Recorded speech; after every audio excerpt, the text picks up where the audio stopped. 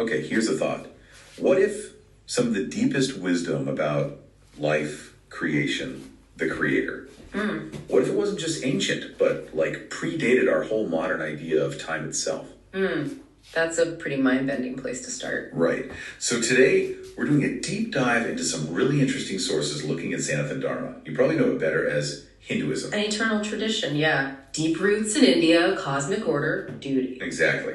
And our mission today is to unpack its incredibly unique take on knowledge, truth, history, all seen through this lens of cyclical time. It's quite different. It really is. And Hanshi Deena Naidu, he's this world-renowned karate and keihatsu master. Keihatsu, it's like spiritual insight, right? Awakening. Precisely. He asks this question that just perfectly sets the stage. What makes Sanathan Dharma the source of real and deep knowledge about life, its journey, the creator and creation? It's a big question. It is. And the sources we looked at jump right in with a pretty bold claim. They say Sanathan Dharma isn't just old, it's, quote, the oldest wisdom known to humanity. But here's the kicker.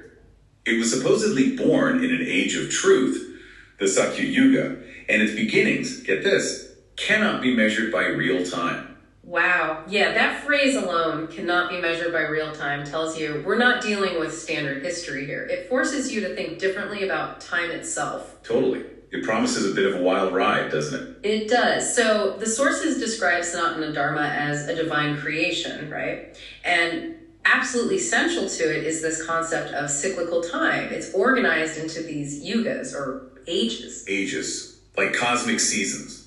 Is that a fair way to think about it? That's a great analogy, yeah. Cosmic seasons, each with its own kind of spiritual weather, you could say. It's not linear progress upward. Gotcha. So no straight line. The sources lay out 4 distinct yugas in this cycle that just keeps repeating. There's Krita Yuga, also called Satya Yuga. That's the first one, the Age of Truth we mentioned. Right. Then goes Treta Yuga, Dvapara Yuga, and the last one is Kali Yuga. And here's the crucial part. Each age, as you move through the cycle, represents a progressively declining state of spiritual development and virtue. A decline? Wow. So it's like a gradual winding down, spiritually speaking, a cosmic ebb and flow. Exactly. A kind of devolution within each grand cycle before it renews. And these aren't short periods either. No. How long are we talking? According to these sources, each yuga spans over or slightly under 5,000 years, give or take. 5,000 years each. Yep, and they're all part of this much bigger repeating yuga cycle. It's like this vast rhythmic pulse to existence. Okay, hold on. This is where it gets, kind of personal for us living right now, doesn't it? Because the sources state we're currently in Kali Yuga. That's right, the last of the 4 ages. And not just in it, but right in the thick of it, as one source put it. This age supposedly started thousands of years ago. It's already lasted over 5,000 years. So yeah, we're deep into this final declining phase of the current cycle, according to this framework. Which really makes you wonder. I mean, if knowledge and truth are somehow tied to these ages, what does that imply about our time? That's the million-dollar question, isn't it? And it leads straight to the next key point from the sources. If we are in an age of decline, how did Sanathan Dharma itself get tagged as this source of deep knowledge? Right. How did it emerge? Well, the sources are very clear on this. They state that the greatest knowledge came when truth reigned the earth. And that time was the Krita Yuga, or Satya Yuga. The first age. The beginning. The very first, yeah. The age of peak truth and virtue. So what did that actually look like? I mean, what were the conditions in that age of truth that allowed this deep wisdom to come about, according to the text? The sources paint a pretty specific picture. Sanathan Dharma was created, or maybe revealed is a better word, during a time defined by peace, harmony, love, righteousness, and non-violence. Wow. So not exactly born from conflict or struggle. Quite the opposite. The sources present this incredibly pure, ideal environment as being fundamental to why the knowledge itself is considered so ancient, so complete, so foundational. Okay, that origin story, that context, it really sets up a stark contrast, doesn't it? Especially when the sources talk about most modern religions. It really does. They position these other major faiths as emerging much, much later, specifically around the middle of the final age. Our current age. Kali Yuga. Our current Kali Yuga, yes, that's the claim. So what's the implication there? How are these later teachings characterized? Well, the sources describe them as relatively new in terms of time and not complete truths. There's also the assertion that much of it is by human mind and hand. Okay, so a different kind of origin, a different nature being suggested there. A very different nature. The sources call it a huge disparity in origin points. Sanathan Dharma presented as being 4 ages older. 4 ages older. That's vast. It is. And think about the environmental contrast the sources draw. Sanathan Dharma, born in that age of truth, peace, harmony, love, righteousness, nonviolence. Compared to Kali Yuga, the age of descent, where these other traditions are said to have emerged, the sources describe this age quite differently. How so? They say it's a time when the human mind had been reduced to bad ways, deceit, and evil motivations.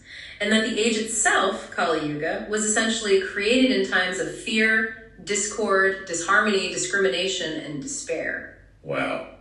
That's a profound difference in the supposed foundational environment. It is. And just to be clear, we're relaying the perspective presented in these specific source materials to give you that full context of their claims about these origins. Absolutely. Okay, so stepping back from the cosmology for a second. What does this all actually mean for you? Listen, why should this matter? Well, I think it fundamentally challenges how you might think about knowledge and truth. It's not just academic history. How so? Think about it.